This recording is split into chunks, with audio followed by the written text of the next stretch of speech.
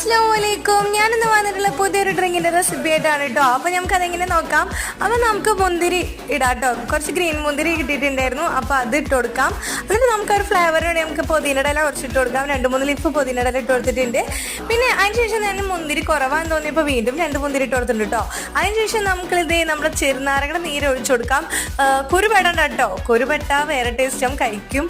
അപ്പൊ നമുക്ക് കുരുപെടാതെ തന്നെ നീര് മാത്രം ഒഴിച്ചു കൊടുക്കാം. ഇനി നമുക്ക് ഇതെല്ലാം കൂടിയിട്ട് ഒന്ന് നന്നായി ചതച്ചെടുക്കണം കേട്ടോ. സ്പൂൺ കൊണ്ട് പറ്റിയെങ്കിൽ സ്പൂൺ വലിയ മുന്തിരിയാണ്, അതുകൊണ്ട് എനിക്ക് വേഗം നല്ല രീതിയിലേക്ക് ഇങ്ങനെ ചതച്ച് കിട്ടിട്ടോ. ഇങ്ങനെ ആക്കിയതിന് ശേഷം നമുക്ക് അതിലോട്ട് നമ്മുടെ 7up ഒഴിച്ചു കൊടുക്കാം. കണ്ടില്ലേ, നമ്മുടെ 7up ഒഴിച്ചു കൊടുത്ത് നല്ലപോലെ ഒന്ന് മിക്സ് ചെയ്ത് കൊടുക്കാം കേട്ടോ. നല്ലപോലെ മിക്സ് ചെയ്യണേ. എന്നിട്ട് നമുക്ക് എന്താ പറയാ, നമ്മുടെ ഡ്രിങ്കിന്റെ പരിപാടി ഇത്രയേ ഉള്ളൂ. അപ്പൊ എന്തായാലും എല്ലാവരും ട്രൈ ചെയ്ത് നോക്കാം. ഈ ചൂടത്ത് കുടിക്കാൻ പറ്റിയ ഒരു അടിപൊളി ഡ്രിങ്ക് ആണ് കേട്ടോ. അപ്പൊ എന്തായാലും എല്ലാവരും ട്രൈ ചെയ്ത് നോക്കണേ. മറ്റൊരു വീഡിയോ ആയിട്ട് വരേക്കും. ബൈ.